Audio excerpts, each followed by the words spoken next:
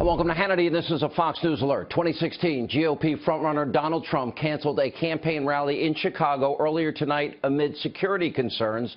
Now, this after violent agitators hijacked what was to be a peaceful campaign rally. Joining us now on the phone with the very latest is Donald Trump himself. Mr. Trump, thank you for being with us. I know this is probably a tough night for you. Walk us through from your end what you heard and how you made this decision. Well, I came to Chicago a few hours ago, Sean, and we have a tremendous group of people and real supporters, amazing people. We had 25,000. We had more than 25,000, and it was going to be an incredible event. And we started to notice that all of a sudden, almost simultaneously, almost like, at a certain time, a lot of protesters showed up. And I guess it was a very staged thing with this Move On organization, which is not a good group of people from what everybody tells me. But so we had a lot of protesters come in, and they seemed to be very disruptive, and they were going into the arena, which was starting to fill up with the people that were coming. And we met with the security, we met with law enforcement, who did, I think, a terrific job. And they really told me it would be best not to go in and do the speech, because if I made the speech, it probably had mixed into the, this very large arena that seats, I guess, about 10 or 12,000 people. We would have had about 15,000 people outside who may have clashed with the people that were standing outside or the protesters. But they said it would be good not to be doing the speech because you would have had clashes and people could have been hurt or worse. And I think, and we've been given credit for this, hopefully we did the right thing, but I think that, frankly, canceling turned out to be a very good decision, because we'll do it another time, probably another place, but we'll do it another time. But we had this tremendous group of supporters come in, and it was so sad to tell them, and they were very sad that they weren't able to see what we were going to do. We're going to have a great rally. And I will say this, stopping our First Amendment rights. I have the right to speak, and they have the right to hear and listen. And we were unable to do that for security reasons, I've said. And it was my decision. I said, look, I don't want anybody to be hurt. We want this to be a nonviolent situation. And I will tell you, the people that I had, the supporters were very angry. They're angry to start off with at what's happening to the country, with the jobs going to other countries, with the horrible situation that we have at the border. I mean, everything we have, nothing works anymore. Nothing in our country works anymore. And they're angry people. And you know what? They're not really angry about just about anything else. They're very secure in themselves, but they are very angry about what's happening with our country. And so on top of everything else, they don't even have the right to go into a pavilion and have a 1-hour rally. They're stopped by what took place today, which is really a very organized group of people that does this pretty consistently to different groups of people. Mr. Trump, we have statements that actually prove this fact, and we've been watching our own coverage here on Fox, and some people are with Bernie Sanders. MoveOn.org put out a statement that Mr. Trump, Republican leaders who support him, his hate-filled rhetoric, should be put on notice after tonight's events. They actually said that these protests are a direct result of violence that occurs at Trump rallies.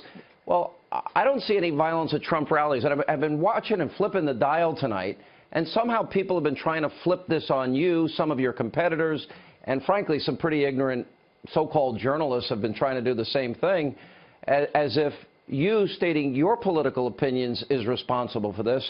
And I want to give you a chance to respond to that. We have seen a lot of this before you even got in this race, in Ferguson, in Baltimore. The murder rate in the city of Chicago was a national disgrace. What is your reaction to that?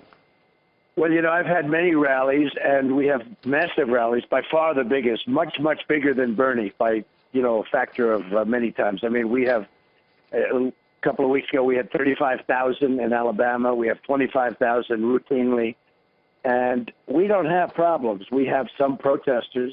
Every once in a while, somebody will stand up. Today, we had a little more than normal in St. Louis in the morning. We had a number of people standing up, and it was fine. Nobody got hurt, but, they had to get taken out. And they're disruptive, and we do the best we can to do a little creative, have a little bit of fun with them. They're out there protesting. I don't know if they're having fun doing it, frankly, but we're very conscious of it, and we're very conscious of the fact that we don't want anybody to be hurt. So today we had a little bit more than normal in St. Louis, but it was really a great rally. Tremendous turnout, and I mean thousands of people out on the street that couldn't get into a very, very large auditorium. And then I came to Chicago, and you know we're going to have so many people, at least 25,000. Many people would have to be outside, and we were able to cancel a lot of the people that were coming that hadn't been there yet, that hadn't come there yet, because I got here a little bit early. I'm in Chicago right now, and I was able to, you know, figure it out. And again, we're getting a lot of credit for canceling, because had I gone there, it would have been in many respects easier to just go there. But I think had I gone there, you would have had a lot of problems, because this was a very organized group, and I think not a good group, that really stifled the First Amendment rights. And you know, it's interesting. If we ever did that to them, it would be a national disgrace, a national story, and the likes of which you've never seen. But when they do it to us, it's a very big deal. So we have, you know, these incredible people that unfortunately were shut out from hearing what they wanted to hear. You know, this is not uncommon, Mr. Trump, that supposedly we're supposed to have free speech on college campuses. This happens only to conservative speakers on a fairly regular basis here. You see the violence in the city of Chicago. It seems like there are no solutions to the violence. I mean, we've had weekends with 12, 13, 14 people are shot, including young children. It is a city that seems really out of control, almost like New York before Rudy Giuliani took over. Yeah. Well, it's a problem. There's no question about it. And it's a great city. I love Chicago. I have big investments in Chicago, and I think it's a great city. But it certainly has certain sections where it's got problems like probably almost no other place in this country. But Chicago is Chicago, and it's, you know, an amazing place, and I do like Chicago. It's a city that I think is highly underrated, actually.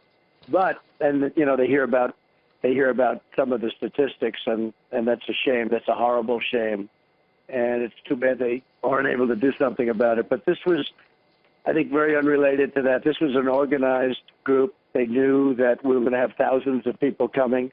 And these are people that just wanted to listen. You know, the theme is Make America Great Again, and they wanted to listen about making America great again, how we're going to do it. We're going to bring back our jobs. We're going to bring back so many different things to the country that we haven't had. We're going to strengthen our borders. We're going to build the wall. We're going to do so many things, and, you know, things that are positive for the country, not negative for the country. But it's all about making America great again, and maybe they just don't want to have that happen. I don't know. But I think, I will say this, Sean, I think we did the right thing. If we would have gone further, I think you could have seen, you know, they've had some pretty bad situations dating back all the way to 1968. The Democrat convention was, you know, a disaster. People killed and lots of things happening. And tonight, virtually nobody is even hurt.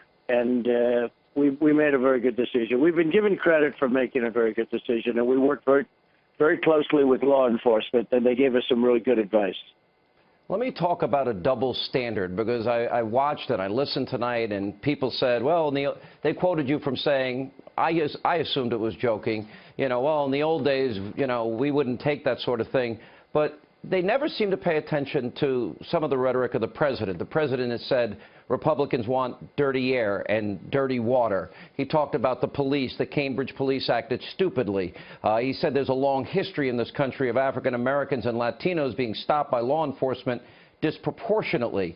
Every election year, the narrative of the Democratic Party against Republicans is that they are racist against black Americans, Hispanic Americans, against gay Americans, that they want dirty air and water, that they want to throw Granny over the cliff. Nobody that I heard tonight trying to blame you for the actions of others has ever been critical of the constant, predictable rhetoric, almost the playbook of the Democratic Party. I've asked you in past interviews, how do you deal with this double standard? How do you deal with that predictable playbook of attacks that you would face if you're the nominee? Well, there is a double standard, and you know that may be better than almost anybody, but there's an unbelievable double standard. And sometimes I'll speak to young people and the children of young people, and they'll say, could you speak to, I do it for friends. I'll speak to their children. And honestly, it's a lot easier for people in life to be a liberal Democrat, okay? But if you don't believe in that, you can't do it. And it is, you have a double standard like nobody can believe. If this rally, if conservatives and Republicans ever did that to a liberal rally, it would be a national disgrace. It would be all over every paper for weeks. And you can imagine if that ever happened. But with this, it's almost routine. You see this happening all the time. It's like routine, and it's very unfair. I agree with you. Let me ask this, and it's a question that I have asked you a number of times on the campaign. Since the president has gotten into office, millions and millions more Americans are in poverty, millions more on food stamps, millions more out of the labor force. He will accumulate more debt than every other president combined by the time he leaves office. The economic situation is as bad as you described. How much do you think this has created anger in the country, and maybe they're just lashing out in this particular instance because you're such a high-profile candidate? Well, it's tremendous. I mean, first of all, there's tremendous division in the country. If you look at African-American youth, young African-American, 59%, 59%, it's inconceivable. It's inconceivable. 59% unemployment rate. And you look at even African-Americans in their prime, 30, 40, 50, the unemployment rate is very high. And, we have an African-American president, and you would have thought that he would have done a much better job for African-American citizens of this country. And he hasn't. And I will, because I'm going to bring back jobs from China. I'm going to bring back jobs from Mexico and so many other places that are just ripping this country apart. Our country's being ripped apart. And let me tell you, this is largely an economic issue, too. You know that workers, hard-working people, middle-class people, haven't had a salary increase effectively in 12 years, all right? So for 12 years, they're making less now in many cases than they made 12 years ago. And it's ridiculous. And there's a lot of anger. There's a lot of anxiety, but there really is a lot of anger from people that are not angry people. And you get everybody together, and you get them in a city like Chicago, and which again is a good city. It's a good city. It's potentially a great city. And a friend of mine who's a very successful guy always found Chicago to be his favorite city. So you get them in a place like Chicago, and a thing like this shouldn't happen, especially to 25,000 people we had coming to this, John, and we were able to stop many of them from coming. Fortunately, it's the wonderful thing about the internet. But we were able to stop many, many people from coming, or it would have been really a mess. And then you don't know what would have happened. But we were able to do it early enough. And the early cancellation and the cancellation was just turned out to be a very good move, because now things are just about cleared up, and, there's been no damage. What do you say to all those people that in many ways feel that frustration? When I give out statistics, Mr. Trump, and I say, 95 million Americans out of the labor force, 50 million in poverty, 46 million on food stamps, we've doubled our debt, median income down. I know it sounds like a statistic, but these are real people, real lives, real suffering, unnecessarily. It seems to get worse every year, not better. What do you say to those people that maybe are left behind, maybe struggling, feeling the anger, feeling the angst, feeling hopeless maybe in many ways, that might be, I don't know, drawn into these groups that seem to have agendas? In this case, it was obviously a political agenda. Sean, you know what I say? I say vote for Trump. Vote for Trump. We're going to do a lot of things that are going to make this country much better. We're going to do tremendous things, and one of the things we're going to do is bring back our jobs and bring back our industry, because it's been ripped from this country. It's just been ripped right out of the country. 50,000 manufacturing plants and businesses out of, just taken like nothing, with all the job losses. You take a look at right now, Pfizer is leaving the United States. Carrier is moving to Mexico. Ford is moving its big plants to Mexico. Nabisco is moving its big plant from Chicago into Mexico, and all the jobs lost. And people are disgusted. They're disgusted with their politicians. They're disgusted with our trade deals. They're disgusted with the fact that our military can't even beat ISIS. Can you imagine telling General George Patton we can't beat ISIS? He'd beat ISIS in 2 days. I mean, can you imagine these people, General MacArthur, General Patton, they'd be spinning in their grave right now. They wouldn't believe it. But, Yeah. you know, we can't beat ISIS. We can't do anything. We can't take care of our vets. We can't have good health care. Obamacare is a disaster. It's got to be repealed. It's got to be repealed and replaced. We can't get education locally. We have this horrible Common Core, which is a disgrace, where people are making a lot of money from Washington, and they don't care about the people of Ohio. They don't care about the people of any place you want to mention. I mean, they don't care. I mean, you have some probably do, but for the most part, they care about how much money they're making. And education has to be. So we can't, Sean, we don't win at anything anymore. This country doesn't win at anything. And that's why you have so many people coming to my rallies, and that's why you have a great anger. There's no question about it. You know, I've never understood the mindset, and I was watching Marco Rubio, who was on before you came on, and he quoted you saying, quote, well, in the good old days, we would handle protesters this way. And I'm thinking, I've never blamed words for inspiring people to hate. It seems like maybe some of your opponents are jumping on this to try and capitalize on it politically. What is your answer to them? Well, I don't know. I was just asked, will you get more votes or less votes? I have no idea. Certainly this would not have been done. I did this for security reasons. I don't want to see people get hurt. But is this a good? And some people, I was watching one of the networks tonight, and they said this must have been planned by Trump. And believe me, it wasn't. Believe me, it wasn't. But this must have been planned. The commentary is so over the top and know, so outrageous and so dead wrong. I mean, when did we start blaming victims of violence instead of the perpetrators of violence? There's no words that inspire people to hate. Yeah. But when little Marco goes and starts saying what he said about this, it's a terrible thing. It's a terrible thing to say because, look, I do say, years ago it wouldn't have been put up with. We have some protesters. We've had very little, relatively speaking, protests. When we have 25, 30,000 people in an arena and we have 2 or 3 people stand up or 5 people. Actually, today was probably one of the biggest in St. Louis. We had a number of people, but we got through it. It was fine. It was just one of those things. About Nobody 30 got hurt. people, right? Yeah. Yeah, they were very, very. It was very mild. They were taken out. The police did a fantastic job. Police in our country have to be given much more credit than they're getting because they are not being properly recognized, in my opinion. I mean, between the police and the vets, you have 2 groups that are not being properly recognized. But, we have very, very little. I will tell you, though, 10 years ago, 15 years ago, 20 years ago, when we take people out today, the police don't even touch them. They don't want to touch them because they'll end up losing their pension, losing their job, destroying their life. It's brutal today. So it's a very hard thing. And I do say, in the old days, they wouldn't have put up with it like they do right now. They wouldn't have put up with a protester standing up in the middle of a speech in front of thousands and thousands of people and screaming at the top of his or her lungs. And then also, in some cases, being very violent, throwing punches.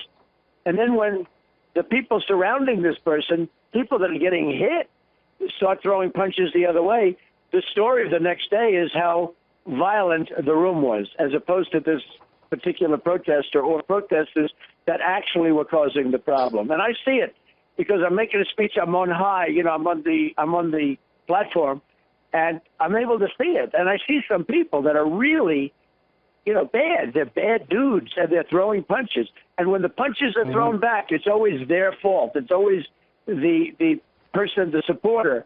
It's always their fault. It's so unfair. It's so unfair. And I see it all the time.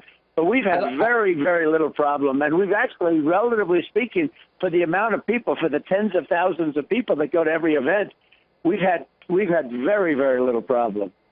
Now, MoveOn.org, there seem to be threatening that this is going to go on at future events, Mr. Trump. And I want to remind our audience here that MoveOn.org endorsed Bernie Sanders by a vote in January 2016, and they had a record-setting 7-point 78.6% of 340,000 votes supporting Bernie Sanders, and yet they're responsible for creating this havoc and shutting this event down, and I would even argue putting innocent people's lives in jeopardy. There were women and children at your event. I saw them there. They had to see all this tonight. You know, where's the media asking Bernie Sanders, why are your supporters doing this? Some people even went on Fox cameras tonight and said they support Bernie Sanders. They wanted only Bernie Sanders' voice heard on tape. People, everyone in the media will ask you, who's going to ask Bernie Sanders, considering this is the group that has openly endorsed and supported him? Will he condemn it? Will Hillary condemn it? Is that a fair question? Well, I remember when Bernie Sanders, his microphone was taken away from him by the two young ladies that were in attendance, and they went up and started screaming in his face, and they took away his microphone, and he walked back like a little baby from the microphone. I remember that very vividly. I thought it was disgraceful, actually, that it was allowed to happen. But look, whoever this group is, it was an organized group.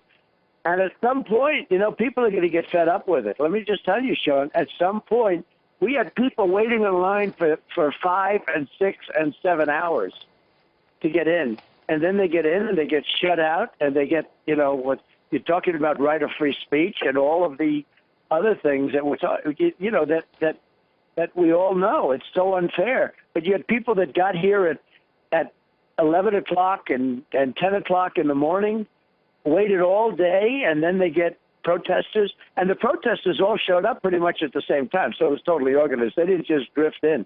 They just, boom, all of a sudden showed up. So, you know, at some point, they won't get away with this stuff, because it's going to be end up being a much different situation. I will say this. I have such great love and respect for these people that have been so supportive. Their courage, they were so nice tonight, you know, to wait hours and hours to get in, and then to be told we're going to postpone it, and to leave, and there was no violence, essentially no violence. I have such great respect for them. The MoveOn.org people supported this. You know, in the course of this campaign, it's obvious you have taken on the issue of securing America's borders and building a wall on the border because of drugs and the crime that is associated with it, the cost to our educational, health care system, our criminal justice system. Obviously controversial, I guess, in the minds of some. To me, it just makes common sense. I know to a lot of conservatives, it's common sense. And also, like I was watching you last night during the debate, you know, here we have a country like Saudi Arabia that doesn't let women drive. Women can't go to work and school without their husband's permission. They can't leave the house without a male relative. And yet we act like they're a close friend and ally. And you were talking about a major cultural divide with Islam. Now, I think this is a conversation America needs to have. Do you think that a lot of the backlash from these radical leftist groups are maybe associated with these positions that you seem to be willing to take that others maybe don't have the courage to take? Yeah, I do. I think they're associated with the strong border. I mean, I want to have a strong border. We have to have it. Otherwise, we don't have a country. We have drugs pouring in. We have crime pouring in. We have, you know, a lack of economic development because of it. We hurt our job picture, which are desperately needed. So, you know, there are a lot of reasons for it. There's also just a total disrespect for the law.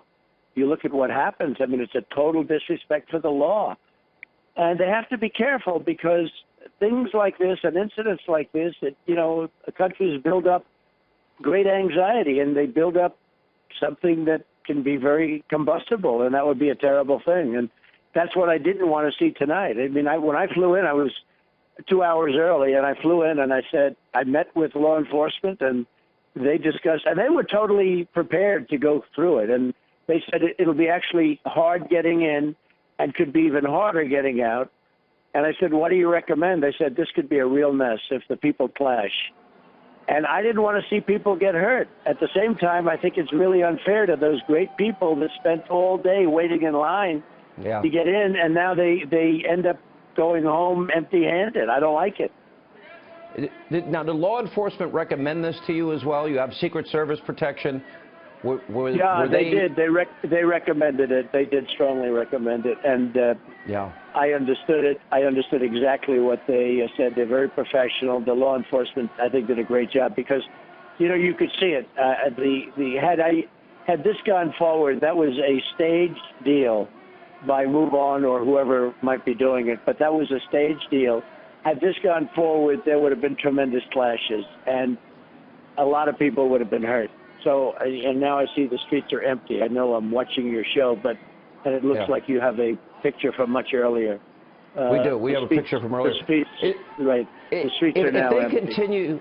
If they continue this, Mr. Trump, at future events, what is have you thought about how do you all these people are willing to come out to your event? I think you're right. They have a right to hear your voice. But if this is going to be an organized, ongoing... I actually think we'll get more people because these people don't want to just take this kind of stuff, Sean. They don't want to take it. They're tired of it. This is one of the reasons that there is such a huge number of people leaving the Democrat Party and coming and voting for Trump. I mean, they come to vote for Donald Trump because we're not going to take it. I mean, it's just the country is going to hell. We're very divided. We're very, very divided. We have a president who's a very divisive guy, and frankly, this is what it is. And this is, believe it, this is an Obama situation too. He has caused tremendous division in this country. He is I call him the great divider. And we're going to unify the country. It's going to be tough, but we're going to unify the country. But right now, we have a very, very divided country. How do you, I think you raise a good question. How do we unify the country? How do we get, because it is divided. People are suffering. These are real problems. These aren't made-up problems. As I said, millions and millions of people really suffering. Government has hurt them. They're not helping them. The violence in Chicago, the murder rate in Chicago, the fact that it hasn't been dealt with is a national disgrace in many ways to me. But how do you bring these disparate views and parties together? How does that happen? Is that something you need lots of things. You need education, you need programs, but you also need jobs. We got to create jobs. Our jobs are being stripped out of our country. They're being taken out of our country. And when people go out and they just literally, they look for a job for 4 or 5 months, they can't find one. They give up. Now they're considered employed. The numbers are phony. These are all phony numbers. These were numbers given to politicians so they look good. But these are phony numbers. So it's a very complicated situation, but it's a situation that if I become president, I will solve it. But it really does also begin and end with jobs. We have to bring jobs back in. When you hear 59%, 59% African-American youth unemployed, I mean, much more than half don't have jobs. They can't get jobs. And, now it's educational, it's programs, but it's really, we've got to get jobs. People, they become educated and they work hard, and then after they graduate, they come out and they can't get a job. And they give up. You're saying something that I have often said, and I think this is a really important point. I was 8 years old, I had a paper route. I was 12 years old, I was a dishwasher. I was 13, I was a cook. I was 14, I was a busboy. I was 15, I was a waiter. I was 17, I was a bartender. And if I didn't have those summer jobs, I got in enough trouble having jobs. For all these kids that have zero opportunity in the summer, I know what it would have meant for me growing up. It would have meant me being out with my friends and me getting in even more trouble. And you're right, these kids don't have a chance. They don't have an opportunity. That gets back to the issue of immigration. You have more competition for limited jobs, especially low-skilled labor. Add to that lower wages if you do get a job. That ends in economic hardship for people. I mean, I think the economic component cannot be ignored in the anger that exists in this country. I think that's a good point. Well, it is a good point, and it's a point that we have to understand, and we have to bring things back to our country. We have to go back and just, bring it back to better than it ever was. We can make it better than it ever was. We're going to make the country better. I say, make America great again, and I'm adding now because I've seen the people of this country. They're incredible. We're going to say better than ever before. We can make this country better than ever before. But we have horrible leadership. We make a deal with Iran where we give them $150 billion and they're a terrorist state. And now they're buying missiles and testing missiles, and they're not supposed to even do that. So the whole thing is ridiculous, Sean. But I'm very happy in the decision we made tonight. And there's been very, very little damage done. And most importantly, there's essentially been nobody even hurt. And I think if we would have made the wrong decision tonight, could have been something that would have been very bad. And Everybody's very happy with what we did and how it's coming out. It's very interesting. I'm hearing a very different side of you. I've known you for over 15 years now, and I sense a real pain in there about how bad things are. Do you think maybe you communicate that enough to people that your campaign is about people? Well, my campaign is about people. It's about making people better, getting people higher wages, getting them better jobs, getting them better education, getting them better health care, strengthening our military so they can keep all those things. Because if we don't have the right military, they're not going to keep all the things I just mentioned. And, you know, I mean, we are in a very perilous position. Our military is in very, very bad shape. Physically, the equipment we have is old. The enemy has better equipment because they take it off the people we give it to. We have allies in the Middle East. We give them military equipment. The enemy takes it away. Mm-hmm. The enemy has better equipment than we do. A friend of mine has a son who's over there, and he's over in Iraq. And he says it's so disconcerting to see that the enemy has our equipment, brand new, and they're using old stuff. The enemy has better equipment than we do. He always tells me that young guy, fantastic guy, when I see him, he always says the enemy has better equipment than they do. They have the Humvees that were sent over, hundreds of them, hundreds, that are totally armor-plated. All right, Mr. And Trump. our guys don't have it because they took it from the enemy. Well, they took it from people that we gave it to, and they were supposed to be our allies. But the bullet was fired in the air, Sean, and our allies ran. And these characters, these horrible characters that cut off people's heads and drown them in cages, they took the equipment. So they have better equipment than we do, Sean. People are tired of it. They're tired of seeing the stupidity. And with me, they're not going to get the stupidity. They're going to get something much different. And by the way, for the record, you were going to be on camera with us tonight, but at the advice of Secret Service and others, they asked you not to. Is that correct? Well, I think they probably felt that it would be better not to. But, you know, look, I think we can communicate just as well this way. Otherwise, I would have done it. All right, Mr. Trump, thank you so much for your time tonight. Okay. And thank you.